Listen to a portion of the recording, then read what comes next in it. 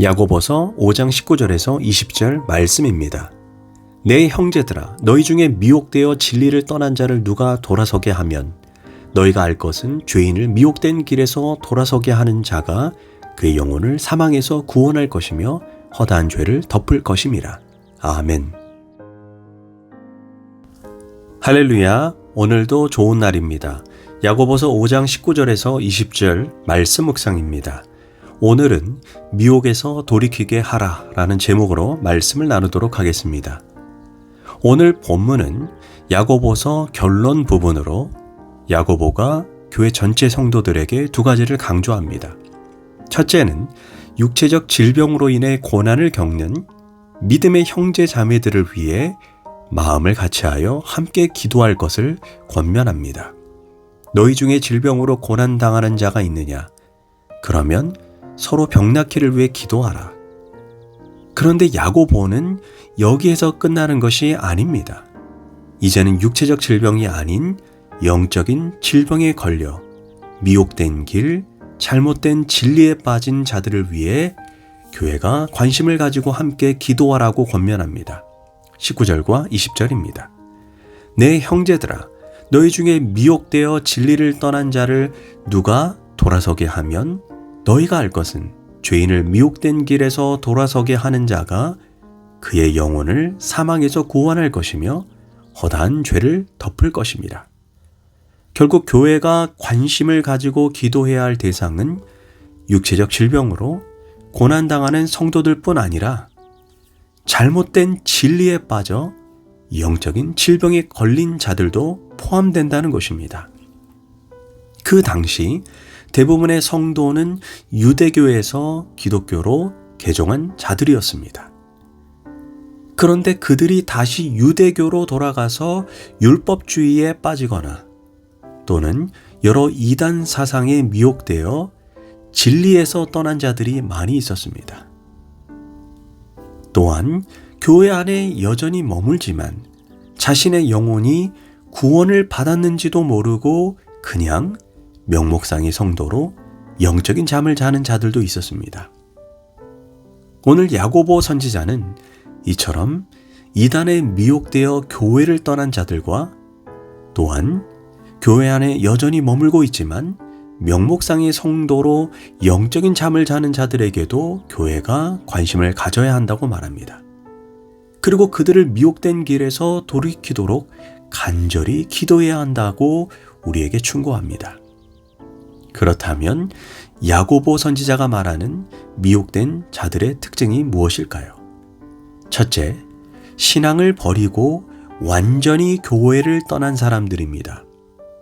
그 당시에 유대교에서 기독교로 개종했다가 핍박이나 여러 가지 이유로 다시 유대교로 돌아가는 자들이 많이 있었습니다. 또한 그 당시에 유행병처럼 퍼져 있던 각종 이단의 가르침에 미혹되어 교회를 떠나는 자들도 많이 있었습니다. 미혹이라는 단어가 원어로 플라나오로 마귀의 꼬임에 빠져 올바른 길에서 벗어나다, 마귀로 인해 영적으로 혼미한 상태에 빠지다 라는 의미입니다. 이 미혹이라고 하는 것이 믿음이 없는 사람들만 걸려 넘어지는 것이 아닙니다. 한때 신앙생활에 열정이던 분들이 신천지 또는 하나님의 교회 같은 이단에 빠지는 이유가 무엇일까요? 어느 권사님이 이렇게 말합니다. 자신이 아는 신실한 장로님과 권사님 부부가 있었는데 그분들은 젊은 시절부터 교회를 위해 충성하고 희생했던 분들이라는 것입니다. 그런데 어느 날 전화가 와서 그분들이 참 진리를 발견했다라고 말하더랍니다. 그러더니 함께 신천지로 가자고 말하면서 자기를 꼬셨다는 거예요. 너무나 큰 충격을 받았다고 합니다. 이처럼 미혹에 빠져들면 마귀에 의해 영이 혼미한 상태에 빠져서 진리를 보지 못합니다. 우리도 정신을 차리고 영적 무장을 하지 않으면 언제든지 미혹의 대상이 될 수 있다는 것을 인정해야 합니다. 이단이라는 한자어를 보면 같을 이, 다를 단입니다. 처음에는 모든 것이 같으니 은혜도 받고 성경도 배우고 예수님 이야기도 합니다. 그러다가 어느 정도 깊이 빠져들면 영이 혼미해져서 끝이 마지막이 다른 이야기를 해도 믿어지는 것입니다. 그래서 미혹이 무서운 것입니다. 보통 이단은 4가지 특징이 있습니다. 첫 번째, 성경 이외에 추가로 덧붙인 책이 반드시 있습니다.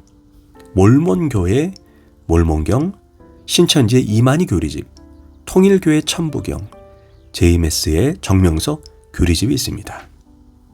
둘째, 예수님 대신에 누가 나타났다고 말합니다. 보혜사 이만희, 보혜사 박태선, 보혜사 정명석, 보혜사 안상홍. 셋째, 자기네 교회만 구원이 있다고 강조합니다.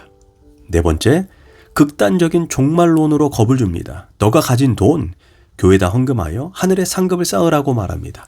지금은 직장을 다닐 때가 아니라고 말하면서 공동체로 돌아오라고 말합니다.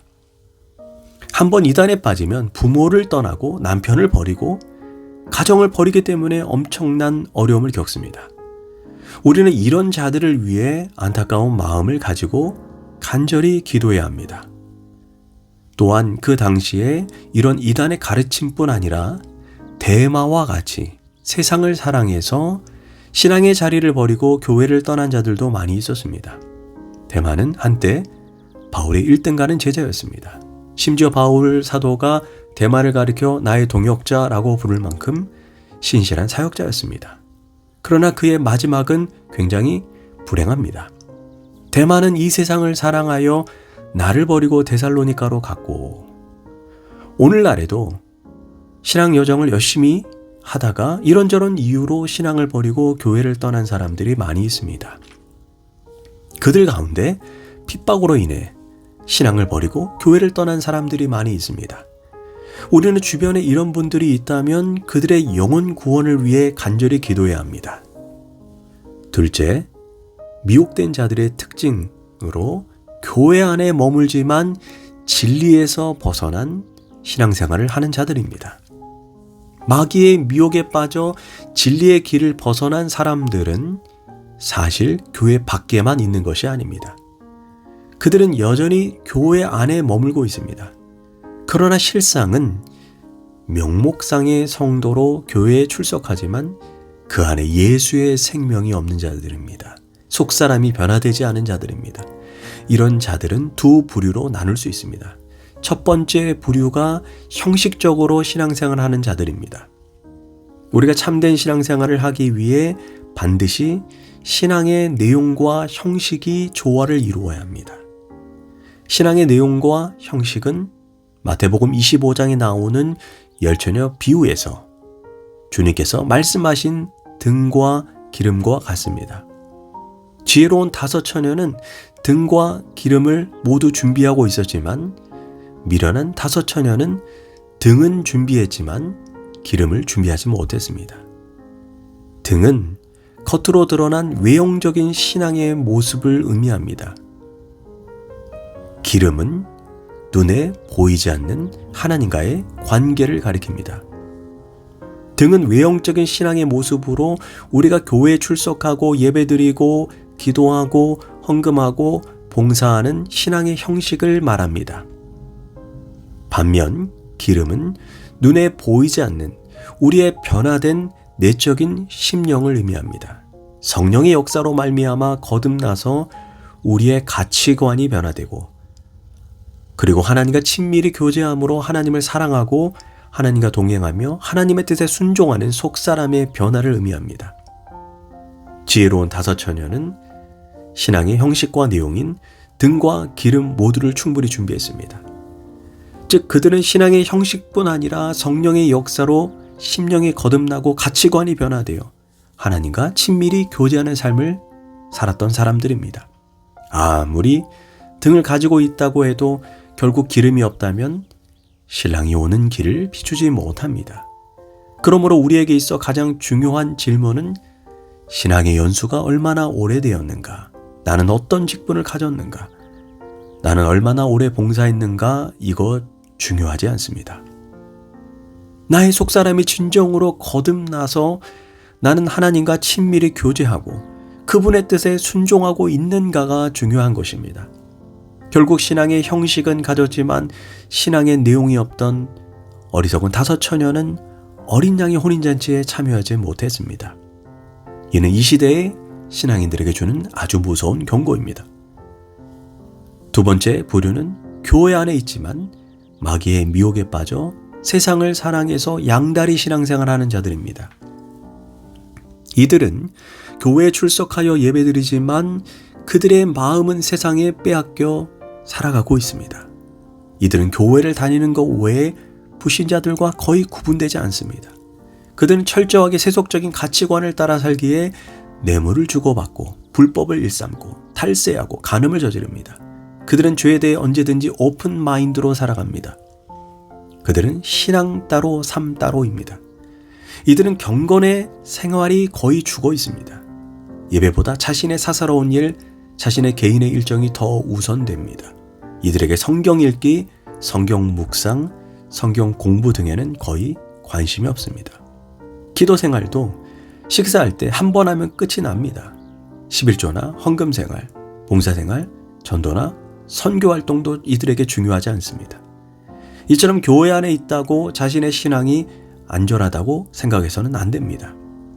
교회 안에 있지만 신앙의 내용이 없이 형식적인 신앙생활을 하거나 세상을 사랑해서 양다리 신앙생활하는 자들도 결국 진리에서 벗어난 자들입니다.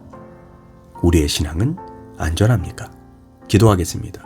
하나님, 우리 신앙의 현주소를 말씀에 비추어 잘못된 길에서 벗어나게 하시고 명목상의 성도에서 벗어나게 하소서. 예수님의 이름으로 기도합니다. 아멘.